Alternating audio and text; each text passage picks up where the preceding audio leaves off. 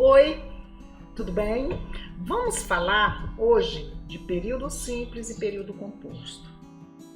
Existem pessoas que não sabem diferenciar o período simples do composto. O número de verbo coincide com o número de oração, menos se tiver tempo composto ou locução verbal.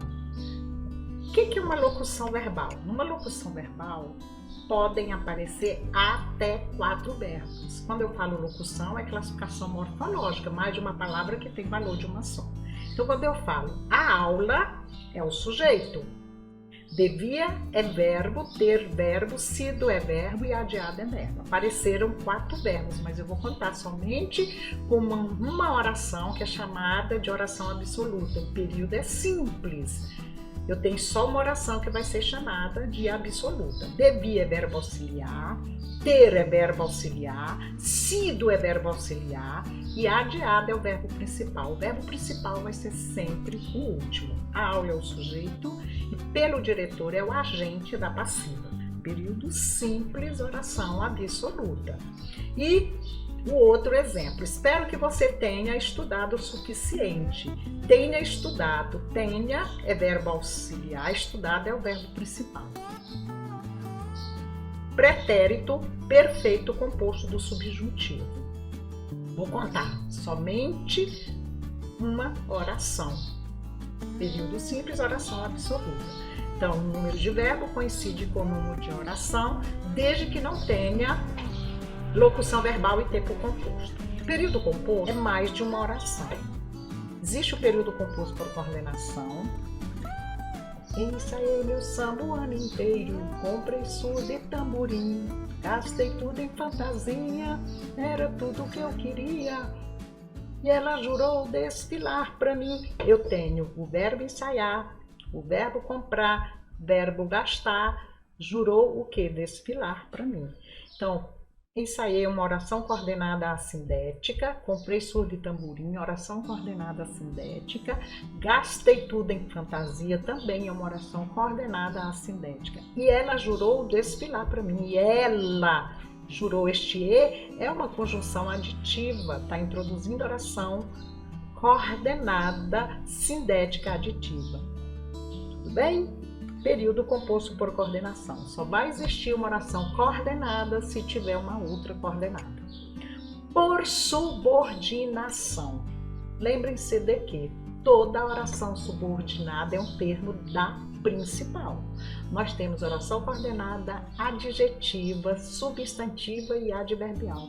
Oração subordinada é um termo da principal.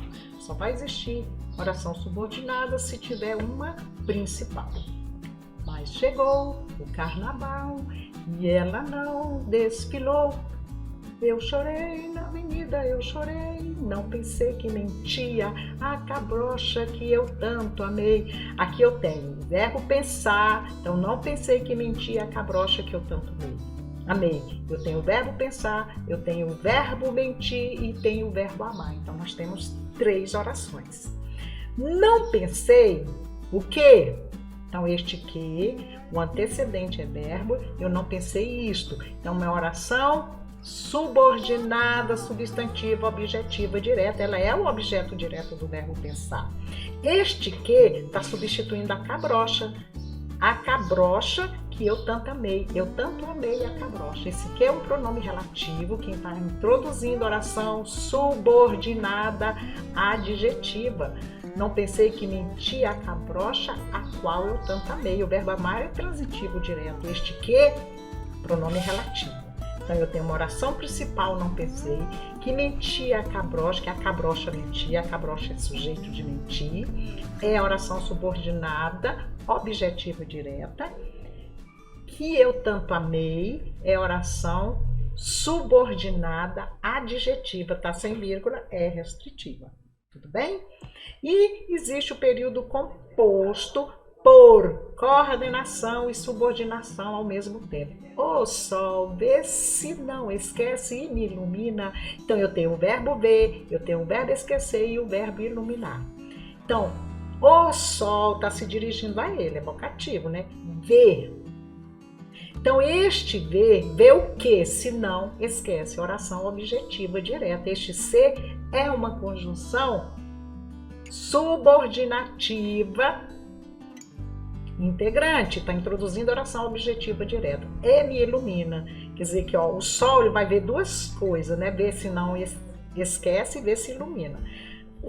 Este é uma conjunção aditiva, então isso aqui é uma oração coordenada sindética aditiva. Então, se essa é uma oração coordenada, essa também é uma coordenada. Só vai existir uma oração coordenada se tiver outra coordenada. Quando aparece um período composto com 3 orações, a oração do meio ela vai ter um valor em relação à primeira. Nesse caso, ela é objetivo direta. Essa também é objetivo direta. Vê isso, né? Vê se não esquece e vê se me ilumina. Então, essa segunda em relação à terceira, ela é coordenada sindética. Em relação à primeira, é objetiva direta. Tudo bem? Vamos agora aos exercícios de fixação. Identificar se o período é simples ou composto. Os meus argumentos são tão bons quanto os seus. O número de verbo coincide com o número de oração. Quando eu tenho um período simples, eu tenho só uma oração chamada de absoluta. Período composto mais de uma oração. O verbo pode estar escrito ou subentendido. Aí que mora o perigo, que as pessoas só veem um verbo escrito e acham que o período é simples. Olha aqui, os meus argumentos são tão bons quanto os seus argumentos são bons. Eu tenho só o são aí, que é um verbo escrito. Os meus argumentos é o sujeito, eles são tão bons quanto os seus argumentos são bons. Então, o verbo está subentendido, o período é composto. A oração comparativa tem esta característica. Geralmente, eu tenho um verbo escrito e o outro subentendido. Na peça de despedida, tem essa vírgula porque é uma adjunta adverbial deslocado. As meninas trarão salgado, os meninos trarão suco. Eu tenho um verbo escrito e o outro subentendido. Os meninos é sujeito de um verbo que está subentendido. O período é composto, viu, gente? As meninas trarão salgado. Não é trazerão, não. Farão, trarão e dirão. São verbos que são conjugados de forma contraída. Eles perdem o ZE. Isso aqui chama-se zeugma. Escreve uma palavra e depois fica a outra subentendida. Comumente é verbo. Então, os meninos é sujeito de um verbo subentendido. Viu que apareceu uma ponto e vírgula aqui antes? Por quê? Os meninos é sujeito de um verbo que não apareceu escrito. Ele não pode vir intercalado. Existe uma regra que fala: não pode intercalar sujeito. Uma vírgula separa, duas intercala. Então, para que não intercale o sujeito, usou-se o ponto e vírgula. Tudo bem? Período composto. Um verbo escrito e o outro subentendido.